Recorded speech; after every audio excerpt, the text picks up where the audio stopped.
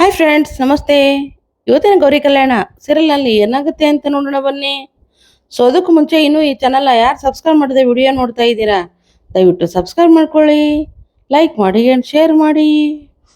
ಸಂಚಿಕೆ ಮೊದಲಿಗೆ ನೋಡೋದಾದರೆ, ಮೋನಿಕಾ ಹೋಟೆಲ್ ರೂಮಲ್ಲಿ ಒಬ್ಬಳೇ ಇರ್ತಾಳೆ. ಅನಿಕೇತ್ ಎಲ್ಲೋದ, ನನಗೊಂದು ಮಾತು ಹೇಳೋಗಿಲ್ಲ. ಅವನೇನಾದರೂ ನನಗೆ ಮೋಸ ಮಾಡ್ತಾ ಇದ್ದಾನಾ, ಇಲ್ಲ ನಾನು ಮಾಡಿರೋ ಮೋಸ ಅವನಿಗೇನಾದರೂ ಗೊತ್ತಾಯ್ತಾ? ಅವನು ಆ ವಿವೇಕ್ ಮತ್ತು ಗೌರಿ ರಿಸೆಪ್ಷನ್ಗೆ ಹೋಗಿದ್ದಾನೆ ಅಂದರೆ ಅವನಿಗೆಲ್ಲ ವಿಷಯ ಗೊತ್ತಾಗಿದೆ.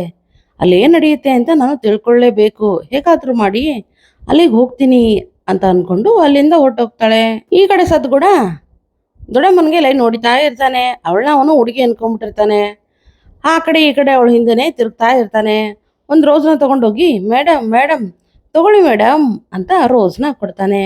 ಆಗ ದೊಡ್ಡಮ್ಮ, ನೀನು ಎಷ್ಟು ಧೈರ್ಯ ಇರಬೇಕು, ನನಗೆ ತಂದು ರೋಸ್ ಕೊಡ್ತೀಯಾ ಅಂತ ಸದ್ಗುಣನ ಬೈದು ಅಲ್ಲೇ ಅದನ್ನ ಹರಿದಾಕಿ ಅಲ್ಲಿಂದ ಹೊರಟೋಗ್ತಾಳೆ ದೊಡ್ಡಮ್ಮ. ಈ ಕಡೆ ಅನಿಕೆ ತುಂಬಾನೇ ಸಿಟ್ಟಿಂದ ಓಡಾಡ್ತಾ ಇರ್ತಾನೆ.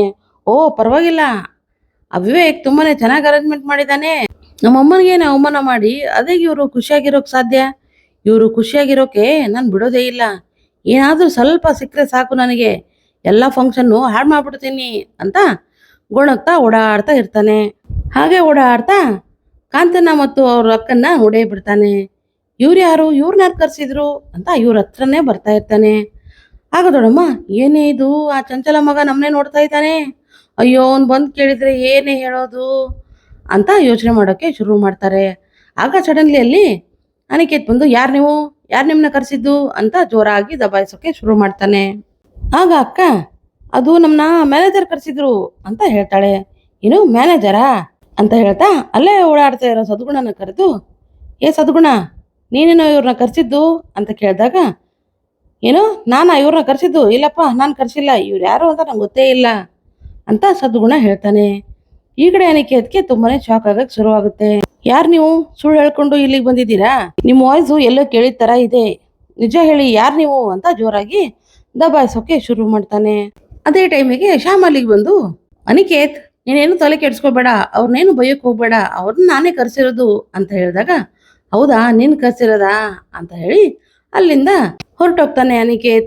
ಆಗ ಶ್ಯಾಮ್ ಕಾಂತನ ಹತ್ರ ಬಂದು, ನನಗೆ ಗೊತ್ತು ನೀವು ಯಾರು ಅಂತ, ನೀವು ನಿಮ್ಮ ಮಗಳನ್ನ ನೋಡೋಕೆ ಅಂತ ಬಂದಿದ್ದೀರಲ್ವಾ ಅಂತ ಹೇಳಿದಾಗ ಕಾಂತನ್ಗೆ ಶಾಕ್ ಆಗುತ್ತೆ. ಅಯ್ಯಯ್ಯೋ ಗೊತ್ತಾಗ್ಬಿಡ್ತು, ಇನ್ನೇನಾಗುತ್ತಪ್ಪ ಅಂತ ಟೆನ್ಷನ್ ಮಾಡ್ಕೊಂಡಿರ್ತಾಳೆ. ಆಗ ಶ್ಯಾಮ್, ನನಗೆ ಗೊತ್ತು, ನಿಮ್ಮಕ್ಕ ನನಗೆ ಮುಂಚೆ ಎಲ್ಲ ವಿಷಯನೂ ಹೇಳಿದ್ರು, ನೀವು ಅವ್ರನ್ನ ನೋಡಬೇಕು ಅಂತ ತುಂಬಾನೇ ಆಸೆ ಪಡ್ತಾ ಇದ್ರಲ್ಲ, ಅದಕ್ಕೆ ಈ ಥರ ಒರಿಜಿನಲ್ ಜೋಕರ್ನ ನಾನು ಕ್ಯಾನ್ಸಲ್ ಮಾಡಿ ನಿಮ್ಮನ್ನ ಇಲ್ಲಿ ಜೋಕರ್ ಗೆಟಪಲ್ಲಿ ಕರೆಸಿದ್ದೀನಿ ಅಷ್ಟೇ. ಆದರೆ ನೀವು ತುಂಬಾನೇ ಕೇರ್ಫುಲ್ ಆಗಿ ಇರಬೇಕು. ಯಾರ್ದಾದ್ರೂ ಕೈಗೆ ಸಿಕ್ಕರೆ ನಿಮ್ಮ ಮರ್ಯಾದೆ ಅಷ್ಟೇ ಅಲ್ಲ, ನಿಮ್ಮ ಮಗಳ ಮರ್ಯಾದೆನೂ ಹೋಗುತ್ತೆ. ದಯವಿಟ್ಟು ಅರ್ಥ ಮಾಡಿಕೊಂಡು ದೂರದಿಂದನೇ ನಿಮ್ಮ ಮಗಳನ್ನ ನೋಡಿಕೊಂಡು ಹೊರಟೋಗ್ಬಿಡಿ ಅಂತ ಶ್ಯಾಮ್ ಹೇಳ್ತಾನೆ. ಆಗ ಕಾಂತ ಕೈ ಮುಗಿತಾ, ತುಂಬಾನೇ ಧನ್ಯವಾದಗಳಪ್ಪ, ತುಂಬಾನೇ ನಿನ್ನಿಂದ ಉಪಕಾರ ಆಯಿತು ಅಂತ ಹೇಳ್ತಾಳೆ. ಈ ಕಡೆ ವಿವೇಕ್ ರೆಡಿಯಾಗಿ ಬರ್ತಾ ಇರ್ತಾನೆ. ಆದ್ರೆ ಗೌರಿ ಮಾತ್ರ ರೆಡಿನೇ ಆಗಿರೋದಿಲ್ಲ. ಆ ಕಡೆ ಈ ಕಡೆ ಓಡಾಡ್ತಾ ಇರ್ತಾಳೆ. ಇದನ್ನ ನೋಡಿ ವಿವೇಕ್ಗೆ ಸಿಟ್ಟು ಬರುತ್ತೆ. ಅಲ್ಲ ಅವಾಗಲೇ ಹೇಳೋಗಿದ್ದೀವಿ, ಇನ್ನೂ ಇವಳು ರೆಡಿ ಆಗಿಲ್ಲಲ್ಲ ಅಂತ ಅನ್ಕೊಂಡು ಒಳಗಡೆ ಬಂದು, ಏನು ರೆಡಿ ಆಗಲ್ವ ನೀನು, ಅವಾಗಲೇ ಹೇಳೋಗಿದ್ದೀನಿ ಅಂತ ನಿನಗೆ, ಬೇಗ ರೆಡಿ ಆಗು, ಅಲ್ಲಿ ಹೊರಗಡೆ ಕಾಯ್ತಾ ಇದ್ದಾರೆ ಅಂತ ಹೇಳಿದಾಗ, ಯಾಕೆ ಬರಬೇಕು, ಅಲ್ಲ ಇಷ್ಟೆಲ್ಲ ಅವಮಾನ ಮಾಡ್ತಾ ಇದ್ದೀರಾ, ಮತ್ತೆ ನಾನು ಬರ್ಬೇಕಾ? ಅಷ್ಟಕ್ಕೂ ನಾನು ಹೊರಗಡೆ ಬಂದ್ರೆ ನನ್ನ ಏನಂತ ಪರಿಚಯ ಮಾಡ್ತೀರಾ? ನಿಮ್ಮ ಮನೇಲಿ ಇದನ್ನೆಲ್ಲ ಹಾಕೊಂಡು ಬಂದ್ರೆ ನನ್ನ ಜನ ಎಲ್ಲ ಒಪ್ಕೊಳ್ಳೋದು, ಹಾಗೆ ಬಂದರೆ ಒಪ್ಕೊಳ್ಳಲ್ವಾ? ನಾನು ಬರಲ್ಲ, ನನಗೆ ಸ್ವಾಭಿಮಾನ ಇದೆ. ಇಷ್ಟೆಲ್ಲ ನಿಮ್ಮ ಕಡೆ ಮಾತನ್ಸ್ಕೊಂಡು ನಾನು ಹೊರಗಡೆ ಬಂದು ಎಲ್ಲರ ಮುಂದೆ ನಗ್ತಾ ನಗ್ತಾ ಫೋರ್ಸ್ ಕೊಡ್ಬೇಕಾ ನಾನು ಚೆನ್ನಾಗಿದ್ದೀನಿ ಅಂತ? ನನ್ನಿಂದ ಆಗಲ್ಲ ಅಂತ ಗೌರಿ ಹೇಳ್ತಾ ಇರ್ತಾಳೆ. ಆಗ ವಿವೇಕ್, ಏನು ಹೇಳ್ತೀಯೋ ನನಗೆ ಗೊತ್ತಿಲ್ಲ, ನೀನು ಇವತ್ತು ಬರಲೇಬೇಕು, ಹೊರಗಡೆ ನಾನು ಕಾಯ್ತಾ ಇರ್ತೀನಿ, ಬೇಗ ಬಾ ಅಂತ ಹೇಳಿ ಅಲ್ಲಿಂದ ಹೊರಟೋಗ್ತಾನೆ. ಹೊರಗಡೆ ಹಾಕಿರೋ ಸೆಟ್ಗೆ ವಿವೇಕ್ ಬರ್ತಾನೆ. ವಿವೇಕ್ನ ಕಂಡು ಎಲ್ಲರೂ ಎಲ್ಲಿ ಗೌರಿ ಎಲ್ಲಿ ಗೌರಿ ಅಂತ ಕೇಳ್ತಾ ಇರ್ತಾರೆ. ಆಗ ಪ್ರೆಸ್ ರಿಪೋರ್ಟರು ವಿವೇಕ್ನ ಕಂಡು, ಏನು ಹುಡುಗಿನೇ ಬಂದಿಲ್ಲ ಅಂದರೆ ನಿಮ್ಮ ವೈಫು ಗೌರಿನೇ ಇಲ್ಲ, ಓ ಬಡವರ ಮಗಳು, ನೀನು ಬರಬೇಡ ಅಂತ ಅವ್ರನ್ನೇನಾದರೂ ಒಳಗಡೆ ಇಟ್ಟಿದ್ದೀರಾ, ಎಷ್ಟಿದ್ರು ನೀವು ದುಡ್ಡಿದ್ದೋರಲ್ಲ ಅಂತ ಮಾತಾಡ್ತಾ ಇರ್ತಾಳೆ. ಆಗ ವಿವೇಕ್ಗೆ ತುಂಬಾ ಸಿಟ್ಟು ಬರ್ತಾ ಇರುತ್ತೆ. ಈ ಕಡೆ ಕಾಂತ, ಏನಿದು ಅಳಿಯಂದ್ರು ಬಂದರು, ನನ್ನ ಮಗಳೇ ಬರ್ತಾ ಇಲ್ಲ, ಏನಾಗಿದೆ ಅಂತ ಚಿಂತೆ ಮಾಡ್ತಾ ಇರ್ತಾಳೆ. ಈ ಕಡೆ ಸಹಿತ ಆ ಕಡೆ ಈ ಕಡೆ ನೋಡಿಕೊಂಡು ನಗ್ತಾ ಇರ್ತಾಳೆ. ಇವ್ರಿಗೇನು ಅನ್ಸುತ್ತೆ, ನಮ್ಮನ್ನೇ ಮಾತಾಡ್ತಾ ಇದ್ದಾಳನ್ನೋ, ನಮ್ಮನ್ನ ಕಂಡಿಡಿದ್ಬಿಟ್ಲೇನೋ ಅಂತ ಅಂದ್ಕೊಂಡು ಕಾಂತಲಕ್ಷ್ಮಿ ಮತ್ತು ಅವ್ರ ಅಕ್ಕ ಟೆನ್ಷನ್ ಮಾಡ್ಕೋತಾ ಇರ್ತಾರೆ. ಆಗ ಸರಿತಾ ಹತ್ರ ಬಂದು, ಬನ್ನಿ ಅಂತ ಕರಿತಾ ಹತ್ರನೇ ಬಂದ್ಬಿಡ್ತಾಳೆ. ಇನ್ನೇನ್ ನಾವು ಸಿಕ್ಕಾಕೊಂಡ್ವಿ ಅನ್ನೋ ಅಷ್ಟರಲ್ಲಿ ಬೇರೆ ಒಬ್ಬ ಲೇಡಿನ ಕರ್ಕೊಂಡು ಆ ಕಡೆ ಹೋಗ್ತಾಳೆ ಸರಿತಾ. ಇವ್ರಿಗೆ ಅಪ್ಪ ಬಚಾವಾದ್ವಿ ಅಂತ ಅನ್ಕೊಂಡು ಒಂದ್ ಕಡೆ ಸುಮ್ನೆ ಸೈಲೆಂಟ್ ಆಗಿ ನಿಂತ್ಕೊಂಡ್ಬಿಡ್ತಾರೆ. ಈ ಕಡೆ ಮೋನಿಕಾ ಹೇಗಾದ್ರೂ ಮಾಡಿ ನಾನು ಫಂಕ್ಷನ್ಗೆ ಹೋಗ್ಬೇಕು, ಅಲ್ಲೇನ್ ನಡೀತಾ ಇದೆ ಅಂತ ನಾನು ತಿಳ್ಕೊಬೇಕು, ಅನಿಕೇತ್ ಯಾಕೆ ನನ್ನ ಬಿಟ್ಟು ಹೋದ ಅಂತ ಅನ್ಕೊಂಡು ವೇಟರ್ ವೇಷದಲ್ಲಿ ಅಲ್ಲಿಗೆ ಬಂದಿರ್ತಾಳೆ. ವೇಟರ್ ವೇಷದಲ್ಲಿ ತುಂಬಾನೇ ಚೆನ್ನಾಗಿ ಕಾಣ್ತಿದ್ದಾಳೆ ಮೋನಿಕಾ. ಏನ್ ಅನಿಕೇತ್, ನನ್ನೇ ಬಿಟ್ಟು ಹೋಗ್ತೀಯ ನೀನು? ನನಗೇನು ಹೇಳಿಲ್ಲ ಅಂದ್ರೆ ನನ್ಗೇನು ಗೊತ್ತಾಗಲ್ಲ ಅಂತ ಅನ್ಕೊಂಡಿದೀಯಾ? ನೋಡ್ತಾ ಇರು ನಿನ್ನ ಏನ್ ಮಾಡ್ತೀನಿ ಅಂತ.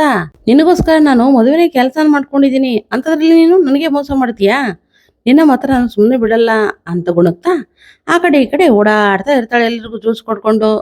ಆಗ ಕಾಂತ, ಅಲ್ವೇ ಅಕ್ಕ, ಅಳಿಯಂದ್ರ ಅವಾಗ್ಲೇ ಬಂದ್ರು, ಆದ್ರೆ ಇವಳು ಗೌರಿ ಯಾಕೆ ಬರ್ತಾ ಇಲ್ಲ, ಏನಾಗಿದೆಯೋ ಏನೋ, ಹೋಗಿ ಆ ಕವಿ ಸರ್ ಇದಾರಲ್ಲ ಅವ್ರನ್ನ ಕೇಳ್ಕೊಂಡ್ ಬಂದ್ಬಿಡ್ತೀನಿ ಅಂತ ಹೇಳ್ತಾ ಇರ್ತಾಳೆ. ಸುಮ್ನೆ ಇರೇ, ನಿನ್ ಬಾಯಿ ಸುಮ್ನೆ ಇರಲ್ವಾ? ಏನೋ ಅವರು ಹೋಗ್ಲಿ ಪಾಪ ಅಂತ ಹೆಲ್ಪ್ ಮಾಡಿದ್ದಾರೆ, ಅದನ್ನು ಹಾಳು ಮಾಡಿ ಅವ್ರನ್ನ ಬೇಯಿಸ್ಬೇಕು ಅಂತ ಅನ್ಕೊಂಡಿದ್ಯಾ?